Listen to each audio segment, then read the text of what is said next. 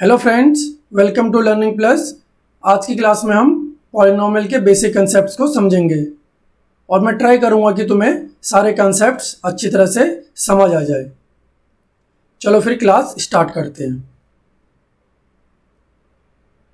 तो सबसे पहला पॉइंट है पॉलिनोमियल। तो इसकी बेसिक डेफिनेशन को देख लेते हैं। An algebraic expression of one और more terms and have only whole numbers as the power of the variable. यानी कि पॉलिनोमियल की बेसिक डेफिनेशन से दो पॉइंट क्लियर हो जाते हैं। पहला कि उसमें एक या एक से ज़्यादा टर्म्स होना चाहिए, और दूसरा जो वेरिएबल है उसकी पावर क्या होनी चाहिए, हमेशा होल नंबर में। ऐसे ही अलजेब्रिक एक्सप्रेशन को हम क्या बोलेंगे, पॉलिनोमियल। तो नीचे 3 एग्जाम्पल दिए हुए, इनमें पॉलिनोमियल के बेसिक डेफिनेशन को अप्लाई करते हैं और पता करते हैं कि इनमें से कौन सा पॉलिनोमियल है और कौन सा पॉलिनोमियल नहीं है। तो पहला एग्जाम्पल देखते हैं, 2x² - 3 √x + 5।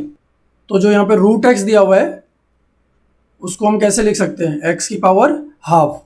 तो ये जो हाफ है ये एक डेसिमल नंबर है। अगर मैं 1 को 2 से डिवाइड करूँ तो ये 0.5 आएगा। तो 0.5 होल नंबर तो नहीं है, इसलिए ये एक पॉलिनोमियल नहीं है। सेकंड एग्जांपल दिया हुआ है 2x3 - 3y(x + 4। तो पॉलिनोमियल में कभी भी वेरिएबल को डिनोमिनेटर में नहीं रखते, इसको न्यूमरेटर में लेके आते हैं। तो इस x को अगर मैं न्यूमरेटर में लाऊं तो ऐसे लिखूंगा, क्योंकि यहाँ पे प्लस पावर है, जब न्यूमरेटर में आएगा तो ये नेगेटिव पावर बन जाएगी।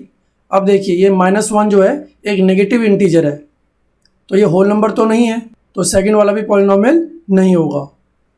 तीसरा एग्जांपल देखते हैं, 2x² + 3x + 1। तो यहाँ पे जो वेरिएबल है x, उसके ऊपर पावर यहाँ पे क्या है 2, और यहाँ पे कोई पावर नहीं दे रखी, इसका मतलब 1 है। तो हम देख रहे हैं दोनों जगह पे x की पावर क्या है 2 और 1, जो कि होल नंबर है, इसलिए ये एक पॉलिनोमियल है।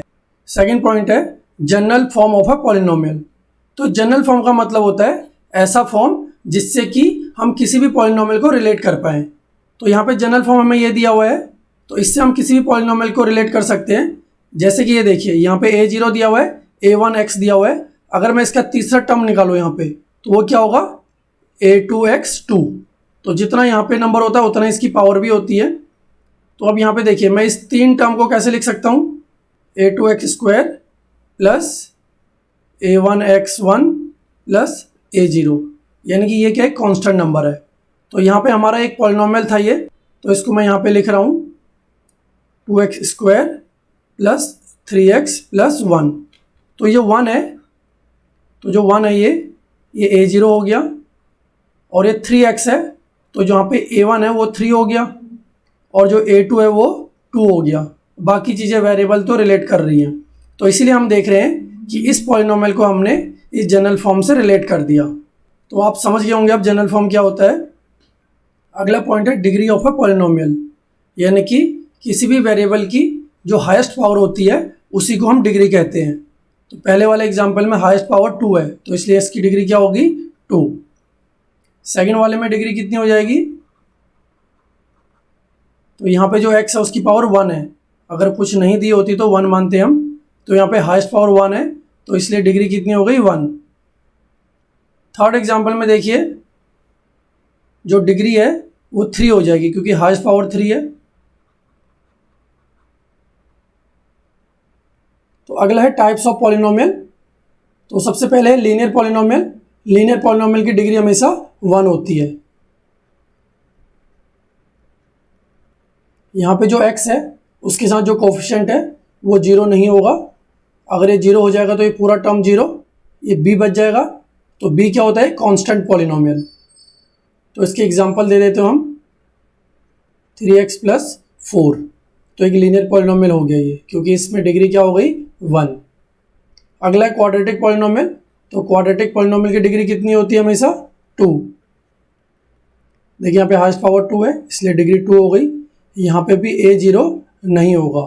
अगर a0 हो गया तो ये पूरा टर्म 0 हो गया, फिर ये क्या बन जाएगा, एक लीनियर पॉलिनोमियल। तो इसका एग्जांपल लिख देते हैं 2x² + 3x + 4। तो एक क्वाड्रेटिक पॉलिनोमियल बन गया ये। तीसरा है क्यूबिक पॉलिनोमियल।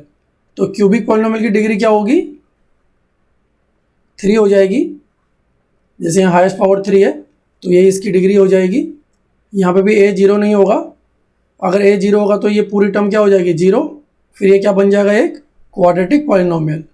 तो इसका एग्जांपल लिख देता हूँ मैं 3x³ plus 4x² plus 5x plus 3, तो एक क्यूबिक पॉलिनोमियल बन गया। अगला है जीरो ऑफ अ पॉलिनोमियल। तो जीरो ऑफ ए पॉलिनोमियल को समझने के लिए सबसे पहले हम इस px में वैल्यू डालेंगे जिससे कि ये पूरा क्या बन जाए 0। तो बारी बारी से x में वैल्यू पुट करते हैं। सबसे पहले पुट करते हैं 1, तो 2 इंटू 1 2 प्लस 2, तो ये हो गया 4। अगला वैल्यू पुट करता हूँ -1, तो 2 इंटू -1 -2 प्लस 2, तो आंसर है यहाँ पे 0। एक और वैल्यू पुट करते हैं। अगर 0 पुट कर दिया मैंने तो देखता हूँ क्या आता है। तो 2 इंटू 0 0 प्लस 2, आंसर क्या आ रहा है 2। तो हम यहाँ पे देख रहे हैं कि -1 पुट करने पे आंसर क्या आ रहा है 0।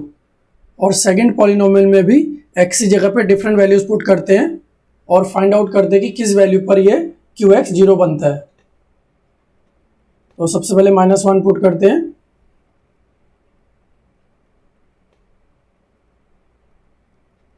तो -1 की पावर जब भी इवन नंबर हो आंसर प्लस में ही आता है।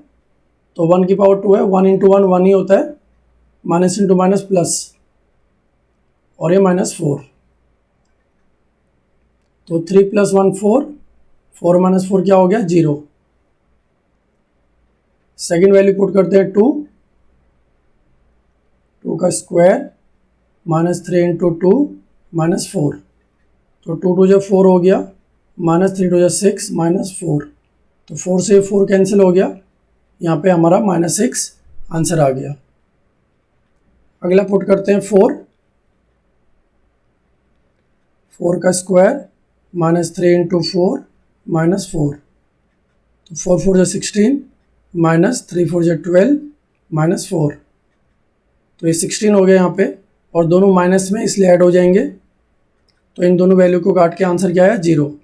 और सेकेंड एग्जाम्पल में जब हम x की जगह पे -1 और 4 पुट कर रहे हैं तो आंसर कितना आ रहा है 0।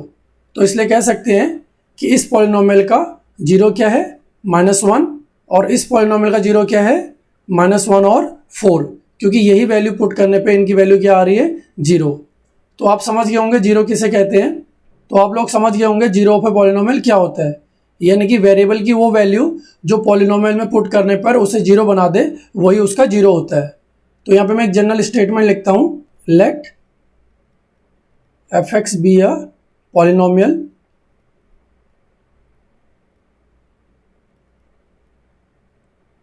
And k is a constant if k is a 0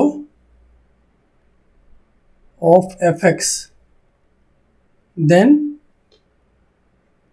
fk equal to 0।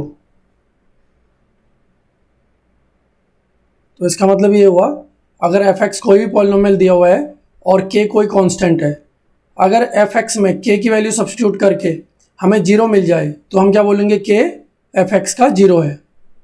तो अब आप लोगों को समझ आ गया होगा जीरो ऑफ ए पॉलिनोमियल क्या होता है।